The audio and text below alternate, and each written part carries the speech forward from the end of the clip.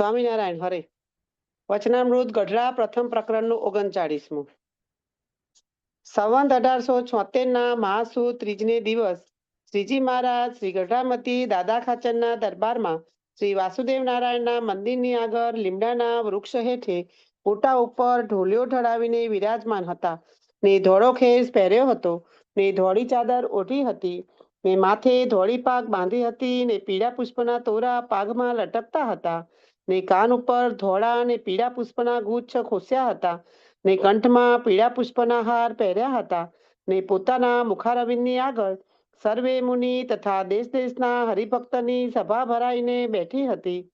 પછી શ્રીજી મહારાજે એક વેદાંતી બ્રાહ્મણ આવ્યો હતો તેને પ્રશ્ન પૂછ્યો જે તમે એક બ્રહ્મનું પ્રતિપાદન કરો છો ને તે વિના જે જીવ ઈશ્વર માયા ને જગત તથા વેદ શાસ્ત્ર પુરાણ તે સર્વેને મિથ્યા કહો છો એ વાત અમને સમજાતી નથી તથા માન્યામાં આવતી નથી, માટે તમને પૂછીએ છીએ તેનો ઉત્તર કરો. તે વેદ શાસ્ત્ર પુરાણ સ્મૃતિ ઇતિહાસ તેની સાખે કરીને કરો, પણ કોઈક કલ્પિત ગ્રંથને વચને કરીને કરશો તો અમે તેને નહીં માનીએ, અને જો વ્યાસજીને વચને કરીને કરશો તો અમારા માન્યામાં આવશે. કેમ જે અમારે વ્યાસજીના વચનમાં તો દ્રઢ પ્રતીતિ છે.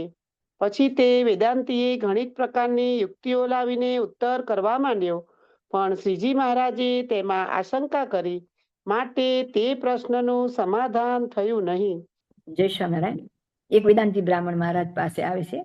એને મહારાજ પ્રશ્ન પૂછે છે, તમે એક બ્રહ્મનું પ્રતિપાદન કરો છો. એટલે એમનું કહેવાનું એમ છે કે સચરાચર એક બ્રહ્મ જ ભર્યો છે, બીજું કંઈ છે જ નહીં.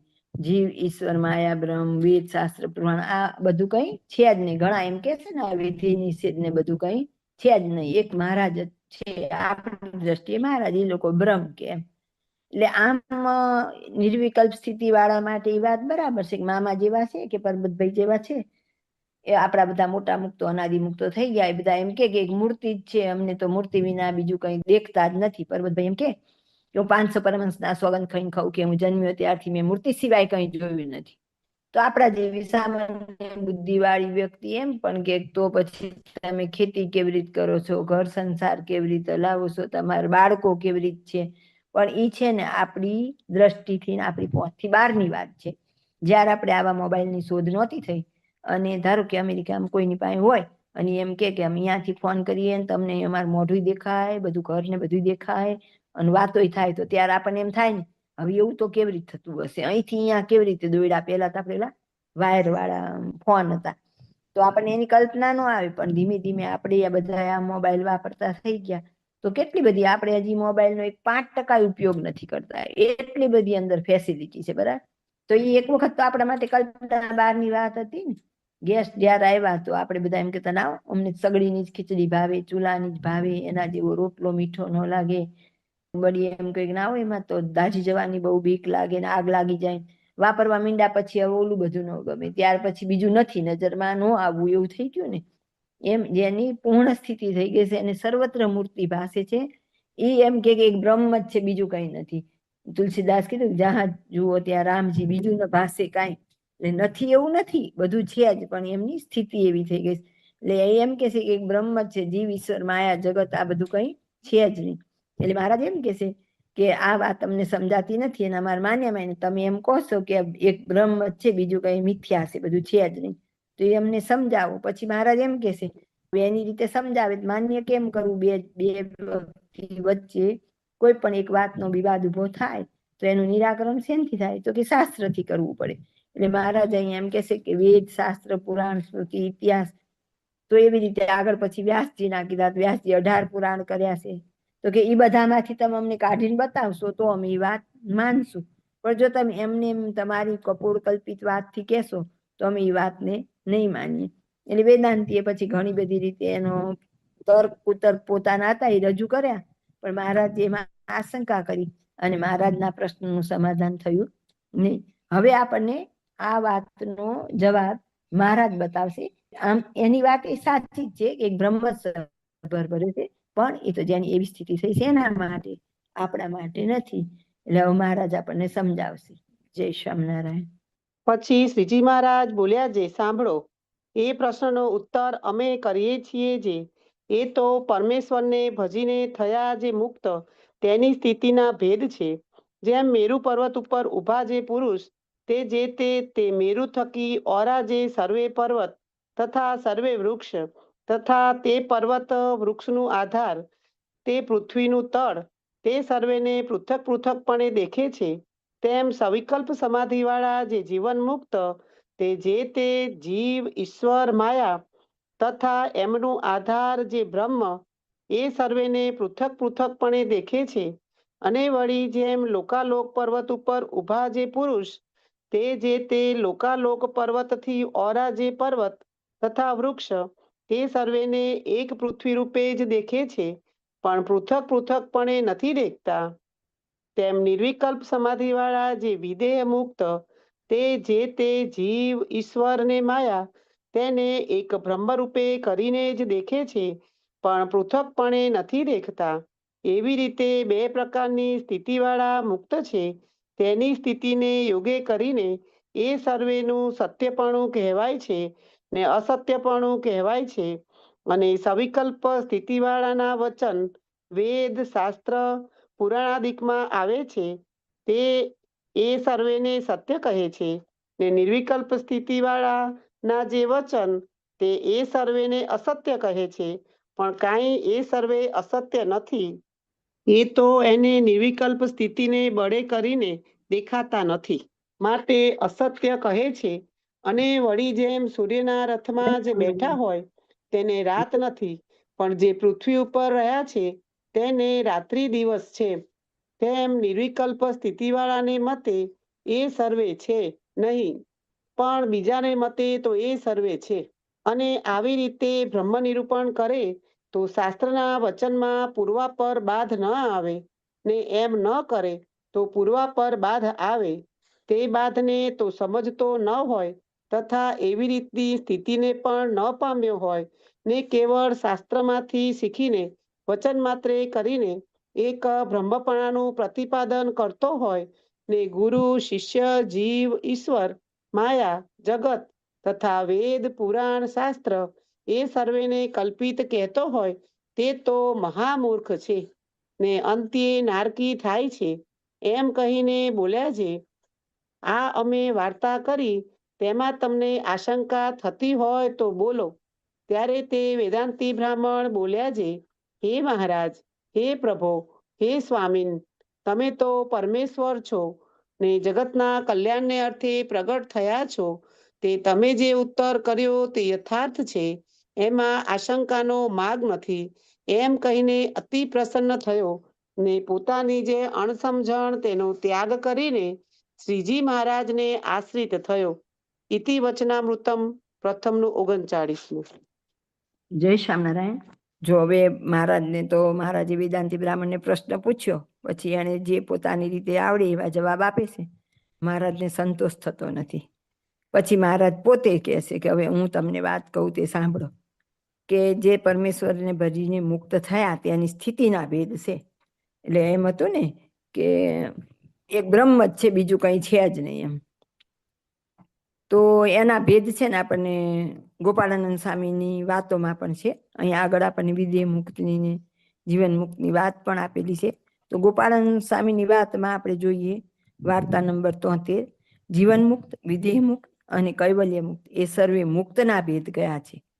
તે મધ્યે કૈવલ્ય મુક્તની સ્થિતિને કહીએ છીએ, જે જેમ પૃથ્વી જળમાં રહી છે ને બહાર જણાય છે તો પણ જળમાં જ છે. જળની અંદર રહી છે, દેખાય છે બહાર તો પણ જળમાં જ છે, કારણ કે પૃથ્વીની અત્ર તત્ર સર્વત્ર જળ જ છે.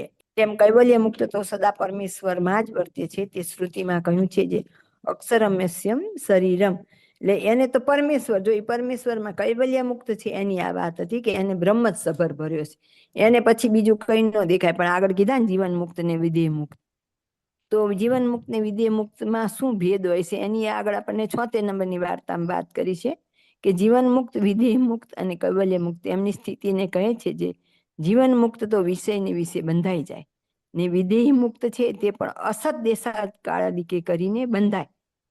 ઓલા છે એ કોમન આમ સામાન્ય જીવનમાં પણ વિષયમાં બંધાઈ જાય, પણ વિધેય મુક્ત છે એને એવો દેશકાળ ખરાબ આવે અને એવો વિષય પ્રાપ્ત થાય ત્યારે બંધાઈ જાય, અને કૈવલ્ય મુક્ત તો તેને કરીને પણ બંધાય જ નહીં. એમ અહીંયા મુક્તના ભેદની વાત છે. એટલે આ જે એમણે કીધું હતું કે એક બ્રહ્મ જ સબર ભર્યો છે, તો એ કોના માટે છે? કૈવલ્ય મુક્ત. કૈવલ્ય મુક્ત એટલે ગોપાળાનંદ સ્વામી જે મૂર્તિમાં રહીને મૂર્તિનું સુખ લે એવા મુક્તોને કૈવલ્ય મુક્ત કહે, જેને બાપાશ્રી આપણને અનાદિ મુક્તની સ્થિતિ કહે છે. જીવન મુક્ત એટલે એકાંતિક, વિદેહી મુક્ત એટલે પરમ એકાંતિક, અને કૈવલ્ય મુક્ત એટલે અનાદિ મુક્ત. બાપાશ્રી જેને એકાંતિક, પરમ એકાંતિક ને અનાદિ મુક્ત કહે છે. અને આપણને મુક્તના ભેદની વાતો કરેલી જ છે. એમાં 71 નંબરની વાતમાં પાછું એવું પણ કીધું, વળી અક્ષરધામનો મુક્ત હોય ને જો તે દેહ ધરીને અહીં આવ્યો હોય ને જો તે શહેરને સેવે તથા રજોગુણી મનુષ્યની ભાઈબંધી કરીને તેનો સંગ કરે તથા સારા સારા રસ જમે તો તેને કરીને એ વિષયને વિશે એ મુક્તને પણ આસક્તિ થાય, તે મૂક્યા પણ ન મુકાય. ને તે જો અતિ વિચાર કરીને તેનો નિષેધ કરીને મૂકે તો માન મુકાય. પણ બીજો મુક્ત તો વિષયને ભોગવીને તે વિષયને મૂકવાને સમર્થ ન થાય તો બીજા જીવની વાત જ સી કહેવી. આપણે અહીંયા 3 પ્રકારના મુક્ત કીધા. એમાં અક્ષરધામનો મુક્ત છે એની વાત કરી કે એ જો અહીં દેહ ધરીને આવ્યા હોય તો એ શહેરનું સેવન કરે કે રજુગુણી મનુષ્યની ભાઈબંધી કરે તો પણ વિષયમાં બંધાઈ જાય. જો સારું સારું જમવાની એ વાત કરીશ, બરાબર, એમાં એને મૂક્યા પણ ન મુકાય અને અતિ વિચાર કરીને નિષેધ કરીને મૂકે તો માન મુકાય. કોની વાત છે? અક્ષરધામના મુક્તની. અને આગળ એટલે કહી દીધું બીજો મુક્ત તો વિષયને ભોગવીને તે વિષયને મૂકવાને સમર્થ જ ન થાય તો પછી એને આપણી વિષય ખંડનની વાતો તો ગમે જ નહીં. તો આપણે કેટલું સાવધાન રહેવાનું? આપણે તો એક સામાન્ય જીવ છીએ. આણે ભાઈબંધી શબ્દ વાપરેલો જ છે. એમ આપણે નબળો સંગ એક ઘડીક વાર કરશું ને તો કેટલાય વર્ષોનું હશે ને એ બધું ધોવાઈ જશે. એટલે આપણે ગોપાળાનંદ સ્વામીની વાતો વાંચીએ પણ એને આપણે પૂરી કરવા માટે વાંચી જઈએ તો ક્યાં મેળ પડે? અહીંયા આપણે 3 વાત લીધી, 3 વાતમાં મર્મ કેટલો સરસ કહી દીધો કે અનાદિ મુક્તની સ્થિતિની વાત કરી દીધી, પછી જીવન મુક્ત વિષયમાં બંધાઈ જાય, વિધેય મુક્ત પ્રારબ્ધે બંધાય, દેશકાળ એવા આવે તો બંધાય, અને કૈવલ્ય મુક્ત ક્યાંય ન બંધાય. તો આપણે કેવા થવાનું છે? ક્યાંય ન બંધાય એવા. તો આગળ આપણને ચોખવટ કરી દીધી. તો આપણે ભૂલે ચૂકે ક્યારેય નબળો સંગ ન કરવો. દેશ કાળ ક્રિયા સંગ, મંત્ર દીક્ષા ઉપદેશ શાસ્ત્ર એમાં સૌથી વધારે અસર કરે સંગ. અને આપણે રોજ કહીએ દેશોમાં કુસંગનો સંગ, પણ આપણી અંદર ઈચ્છા નબળી હોય ને એટલે આપણને નબળી વાત કરનારો મળી જાય ને ત્યારે બહુ જ ગમે. પાછા કરીએ શું? તો કે જે સબળી વાત કરનારો હોય ને એનું ખંડન કરીએ. એટલે પછી દોષ આપણી અંદર એટલો પાકો થઈ જાય કે ભવિષ્યમાં આપણે વિષય મૂકવાને સમર્થ ન થાય, કારણ કે આપણું મન જ તૈયાર ન થાય. મને ઓલી નબળી વાત માની લીધી અને સાચી વાતનું ખંડન કર્યું એટલે એની બુદ્ધિ દૂષિત થઈ ગઈ, એટલે વિષય ખંડનની વાત એને નહીં ગમે. એમ અહીંયા મહારાજ એમ કહેશે કે પરમેશ્વરને ભજન થયા જે મુક્ત તેની સ્થિતિના ભેદ છે. પછી દ્રષ્ટાંત આપે છે કે મેરુ પર્વત ઉપર ઊભો હોય તો એને નજીક જે બધું હોય ને એ દેખાય. એટલે આપણે ધારો કે આપણી આજના યુગમાં પર્વત ન લેવા જોઈએ, એને એમ હોય કે ફ્લાઇટમાં બેઠા તો હજી ઉડાન ભરે એરપોર્ટ ઉપરથી થોડું જાય ત્યાં સુધી નીચે બધું હોય દેખાય, પણ જેમ જેમ જેમ ઉપર જાય તો એને બીજું બધું છે ખરું નથી એવું થોડું છે. નીચે અમદાવાદ શહેર છે ને આગળ બીજા શહેર રસ્તામાં આવીએ છીએ પણ એની નજરમાં ન આવે. એમ જેની સ્થિતિ મૂર્તિ બાજુ ઊંચી ઊંચી થતી જાય એને પછી બીજું નજરમાં ન આવે. મુક્ત છે એને બધા જ બ્રહ્માંડમાં રહેલા જેટલા જીવ છે ને એ બધા કહેશે ને હસતા મળે, હાથમાં આંબળું હોય એમ દેખાય, પણ મુક્તો જોવા ઈચ્છતા જ નથી. એમ એટલે એક મૂર્તિ સિવાય બીજું કંઈ જોવાની એની ઈચ્છા નથી. અને અર્જુનને જ્યારે મત્સ્ય વેંધવાનું હોય છે ત્યારે આગળ બધાને ઊભા કરે છે. દ્રોણાચાર્ય પછી પૂછે કે શું દેખાય? તો કોઈએ કીધું પાંખ દેખાય, કોઈ કે પંખી દેખાય, બધાને અહીંયાથી જ કહી દીધું બેસી જાઓ બેસી જાઓ. અને આણે જ્યારે કીધું કે આંખ દેખાય ત્યારે એને ઊભા કર્યા. એમાં આપણું લક્ષ્ય એક મૂર્તિ બને ને ત્યારે જ પથ ઉપર ચાલવા માટે સમર્થ થઈએ. તો હમણાં આપણે કીર્તનમાં જોયું એમ દરેક જગ્યાએ સારસાનો વિવેક, આ કરાય કે આ ન કરાય. મહારાજે પ્રથમના 3જા વચનામૃતમાં એમ કીધું કે જે અવતારે કરીને જે લીલા કરી હોય તે સંભાળી રાખવી. તો બાપાશ્રી આપણને એમ કીધું કે અવતાર એટલે મહારાજના મુક્તો જાણવા, તો કે તો એ લીલા સંભાળી રાખવી. પણ એ જ મધ્યના 22માં ગયા તો મહારાજે એમ કહી દીધું કે કાંકરિયાની 84 વિસારવા અમે ગણેશ દ્વારકાની રાયણોમાં રાત રહ્યા. મંદવાળ થઈ ગયો ત્યારના માટે તો 84 હવે નવો સમય હતા. હજી તો મહારાજને લઈને પાછા મહારાજની પ્રત્યક્ષ હાજરી અને આવો ભવ્ય સમયો, અને તેમ છતાં એને વિસારી દેવાની વાત કરે છે મહારાજ. અને આગળ પાછા એમ કહેશે કે એને યાદ રાખવું. હવે આપણે આ બેમાંથી શું પકડવું? તો આપણને કીધું જ ને સહી ગલત ક્યાં મારે રોકવું, ક્યાં મારે આગળ વધવું, મને સત્યનો માર્ગ બતાવો, આ બધી બુદ્ધિ આપો. તો એની જેમ જ છે કે હવે મારા માટે શું, તો કે મારા માટે ઉત્સવ સમયે યાદ કરવા જરૂરી નથી, એને વિસારીને એક મૂર્તિમાં વળગવું એ મારા માટે લક્ષ્ય છે. વળી મને રંગ હોય એમાં મને આનંદ પ્રમોદ કરવાનું બધું, વસ્ત્ર ને એ ભોજન ને બધામાં વળી હું એમ કહું, લે મહારાજે નથી કીધું સંભાળી રાખવાનું કીધું જ છે ને, વળી મારા મનને એટલું જોતું હોય એટલે વળી પાછી પડું. પણ આમણાં કીધું ને એમ કે તો મુક્તની સ્થિતિના ભેદની વાત છે. તો કે સવિકલ્પ સમાધિ વાળા જે જીવન મુક્ત છે તે જીવ, ઈશ્વર, માયા અને એમનો આધાર જે બ્રહ્મ એ સર્વને પૃથક પૃથક દેખે. એ કેવા હતા? સવિકલ્પ. એની એક મૂર્તિ જ એવું નહોતું, એ નિર્વિકલ્પ કહેવાય. પણ એને બીજું પણ જોવું એવો વિકલ્પ હતો. વિકલ્પ હતો એટલે એ દેખે છે. વળી જેમ લોકાલોક પર્વત ઉપર ઉભા જે પુરુષ, તે લોકાલોક પર્વતથી ઓરા જે પર્વત વૃક્ષ તે સર્વને દેખે. તો મેરુ કરતા ઊંચી ઓલીએ ગયા, પણ તો પણ એને દેખાય ખરું. તેમ નિર્વિકલ્પ સમાધિ વાળા જે વિધેય મુક્ત, હમણાં આપણે જોયું વિધેય મુક્ત છે એ દેશકાળાદિકે કરીને વિષયમાં બંધાય એવા છે. તે જીવ, ઈશ્વર, માયા તેને બ્રહ્મરૂપે કરીને જ દેખે, પણ પૃથક નથી દેખતા. એને જીવ, ઈશ્વર, માયા પણ બ્રહ્મ જ દેખાય છે. એટલે આપણે કહીએ સર્વત્ર બ્રહ્મ સભર ભર્યો છે, જ્યાં જુઓ ત્યાં રામજી, બીજું ને ભાષે કાંઈ. પર્વતભાઈ એમ કીધું મને મૂર્તિ સિવાય કાંઈ દેખાતું નથી. એને બધે મૂર્તિ સ્વરૂપે જીવ, ઈશ્વર, માયા છે ખરા, પણ દેખાતા નથી, એને બધે મૂર્તિ દેખાય. એવી રીતે બે પ્રકારની સ્થિતિવાળા મુક્ત છે. તેની સ્થિતિને યોગે કરીને સર્વનું સત્યપણું કહેવાય છે, અને અસત્ય પણ કહેવાય. જેને દેખાય છે એમ કે આ બધું છે, કારણ કે એની સ્થિતિ નથી. અને જે નથી દેખાતું એમ કે નથી, તો એની સ્થિતિ એવી છે એટલે નથી દેખાતું. પણ સત્ય પણ છે ને અસત્ય પણ છે, એટલે એને આપણે ખોટું ન કહી શકીએ એમ.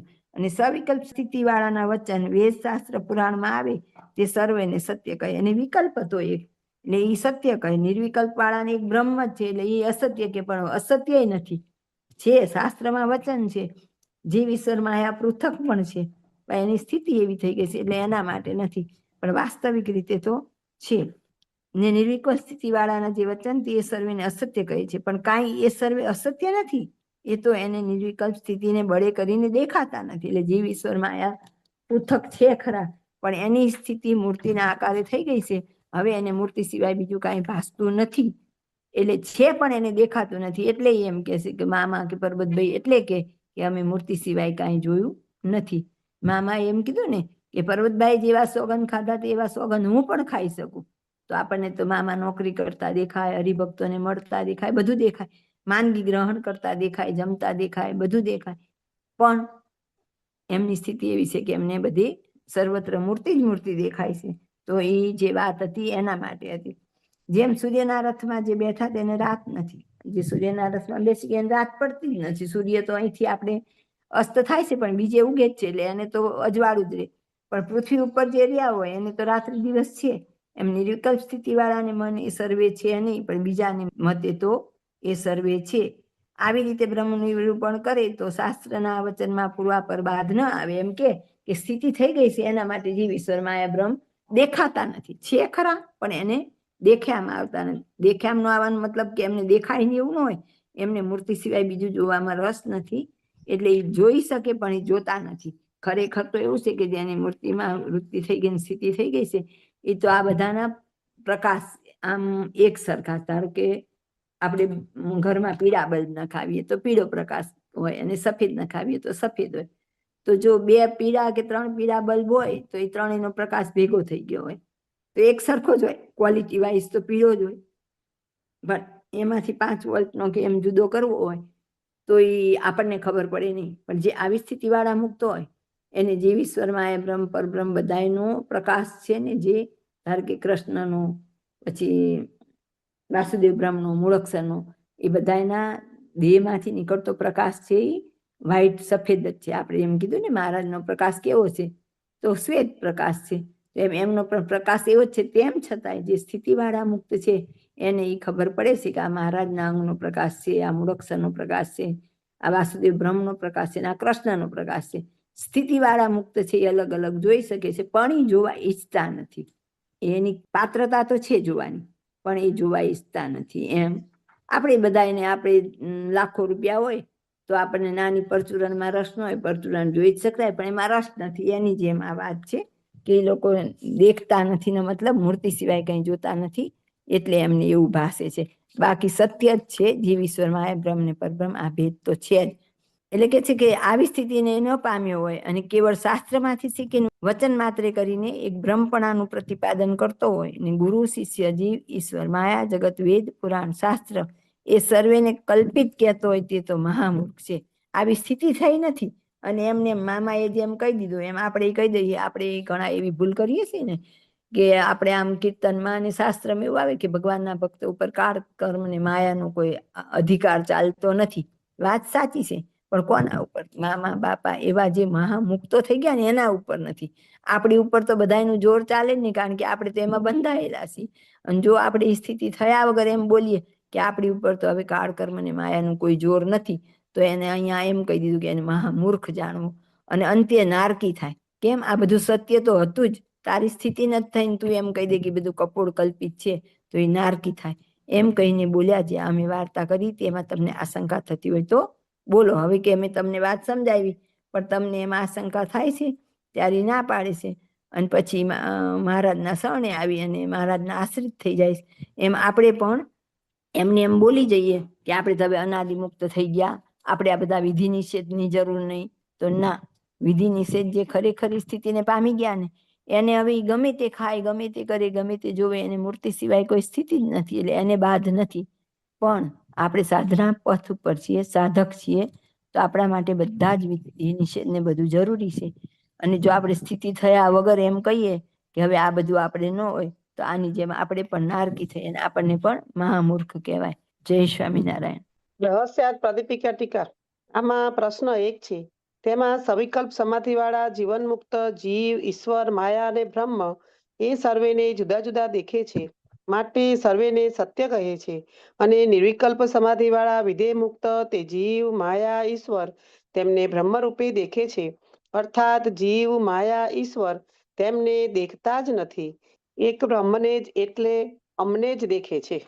જેમ લોકાલોક ઉપર ચડેલા પુરુષને પૃથ્વી ઉપર ઝાડ, મનુષ્ય તથા બીજા પર્વત તે કાંઈ દેખાતા નથી, એક પૃથ્વી જ દેખાય છે. તે માટે તે જીવ માયા ઈશ્વરને અસત્ય કહે છે. અને આવી સ્થિતિ ન થઈ હોય ને શાસ્ત્રમાંથી શીખીને જીવ માયા ઈશ્વર ગુરુ શિષ્ય વેદ પુરાણ શાસ્ત્ર તેમને મિથ્યા કહે છે, તે નારકી થાય છે. એક બાબત છે. પ્રશ્ન 1. આમાં બ્રહ્મ કયા તે કોને જાણવા? ઉત્તર.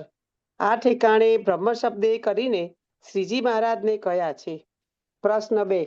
પ્રથમના 45માં, પ્રથમના 66ના પહેલી બાબતમાં, પંચાળાના પહેલાના પહેલી બાબતમાં, મધ્યના ત્રીજાના પહેલી અને બીજી બાબતમાં, મધ્યના 10માના પહેલા પ્રશ્નમાં, મધ્યના 13માના બીજી બાબતમાં અને મધ્યના 65માના પહેલી બાબતમાં બ્રહ્મને પરબ્રહ્મનો પ્રકાશ કયો છે, તથા લોયાના પહેલાના 8મા પ્રશ્નમાં, લોયાના 10માના 6ઠા પ્રશ્નની 8મી બાબતમાં, મધ્યના 8માના બીજા પ્રશ્નમાં ઇત્યાદિકમાં બ્રહ્મરૂપ થઈને પરબ્રહ્મના દાસ થવું એમ કહ્યું છે. અને મધ્યના 21માના ચોથા પ્રશ્નની 8મી બાબતમાં, મધ્યના 30મામાં અને અમદાવાદના બીજાની પહેલી બાબતમાં બ્રહ્મરૂપ થઈને પરબ્રહ્મની ભક્તિ ઉપાસના કરવાનું કહ્યું છે, તથા છેલ્લાના 36માના બીજા પ્રશ્નની ત્રીજી બાબતમાં શ્રીજી મહારાજની મૂર્તિની ઉપાસના વિના આત્મા તથા બ્રહ્મ દેખાય જ નહીં એમ કહ્યું છે. માટે એમ જોતા તો બ્રહ્મ તે શ્રીજી મહારાજની મૂર્તિનો પ્રકાશ છે, અને તમે શ્રીજી મહારાજને બ્રહ્મ કહો છો એ કેવી રીતે સમજવું? ઉત્તર 2.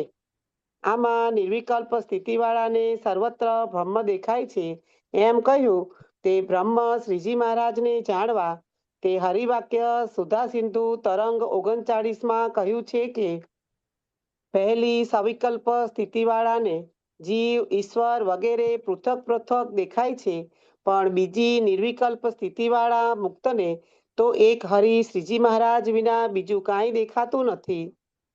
જેમ લોકાલોક પર્વત ઉપર ઉભેલા મનુષ્યને પૃથ્વી વિના કાંઈ પણ દેખાતું નથી, તેમ બીજી નિર્વિકલ્પ સ્થિતિવાળા મુક્તને પણ એક શ્રીહરિ વિના બીજું કાંઈ દેખાતું નથી.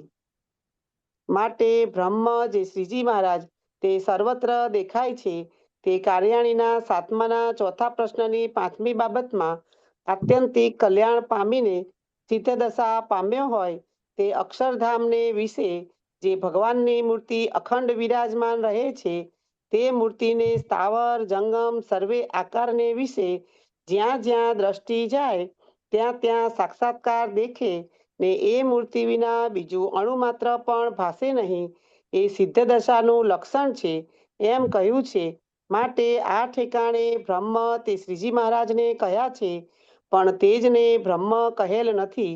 કેમ જે અસલાલીના પહેલાના બીજા પ્રશ્નની 3જી બાબતમાં આત્મદર્શનની ઈચ્છા રાખે તેને મધ્યમ કયો છે, તથા છેલ્લાના 5માના 3જા પ્રશ્નમાં અમારા વિના બીજું કાંઈ આત્મદર્શનાદિક ઈચ્છે તેને ન્યૂન સુખની પ્રાપ્તિ થાય છે એમ કહ્યું છે. અને કાર્યાણીના પહેલાના 5મા પ્રશ્નની 6ઠી બાબતમાં કેવલ્યાર્થીનું અમારી મૂર્તિને વિશે તદાકારપણું થતું નથી. અને લોયાના 14માના બીજી બાબતમાં અમારું તેજ એકલું દેખાય તો કષ્ટ પામવું. અને લોયાના 14માના 5મી બાબતમાં અમારી સાકારપણે ઉપાસના ભક્તિ કરવી. અને વડતાલના બીજાના પહેલી બાબતમાં અમને નિરાકાર જાણે તે અમારો દ્વેષી છે. અને મધ્યના 65માના બીજી બાબતમાં એકલું બ્રહ્મજ્ઞાન નકારું અને અકલ્યાણકારી છે. અને છેલ્લાના 36માના બીજા પ્રશ્નમાં મૂર્તિની ઉપાસના વિના આત્મા કે બ્રહ્મ દેખાય જ નહીં. અને છેલ્લાના 30માના પહેલી બાબતમાં કેવળ તેજને માનતો હોય ને તેની ઉપાસના કરતો હોય તે અમને ગમે જ નહીં. એવી રીતે પોતાના તેજરૂપ બ્રહ્મનો પણ નિષેધ કર્યો છે. અને શુષ્ક વેદાંતિનો શ્રીજી મહારાજે મધ્યના 18મામાં, મધ્યના 19મામાં અને પ્રથમના 48મામાં, લોયાના 7માના 3જા પ્રશ્નની 9મી બાબતમાં, છેલ્લાના 28માના પહેલા પ્રશ્નમાં ઇત્યાદિકમાં અતિશય નિષેધ કર્યો છે. અને પ્રથમના 42મામાં, પ્રથમના 50માં તથા પડથારાની બીજી બાબતમાં તથા વડતાલના 13ના બીજા પ્રશ્નમાં બ્રહ્મ તો અમે જ છીએ એમ શ્રીજી મહારાજે કહ્યું છે. માટે બ્રહ્મ નામે શ્રીજી મહારાજને જ જાણવા, પણ નિરાકાર બ્રહ્મ જે શ્રીજી મહારાજનું તેજ તે આ ઠેકાણે ન જાણવું. ઇતિ રહસ્યાર્થ પ્રદીપિકા ટીકા સમાપ્ત. જય સ્વામિનારાયણ. આગળ વચનામૃતની શરૂઆતમાં એમ હતું ને કે બ્રહ્મ જ સભર ભર્યો છે, બ્રહ્મ જ દેખાય છે. બ્રહ્મ એટલે તે જ નહીં. આપણે તો આપણને એ વાત કોમન લાગે એટલે, પણ બીજા ન હોય. બ્રહ્મ એટલે મહારાજની મૂર્તિ એમ. એટલે જ્યાં જુઓ ત્યાં આપણે પરબતભાઈનું મામાનું દ્રષ્ટાંતિ દીધું કે બ્રહ્મ એટલે મૂર્તિ જ દેખાય એમ. ઇતિ વચનામૃતમ. જય સ્વામિનારાયણ.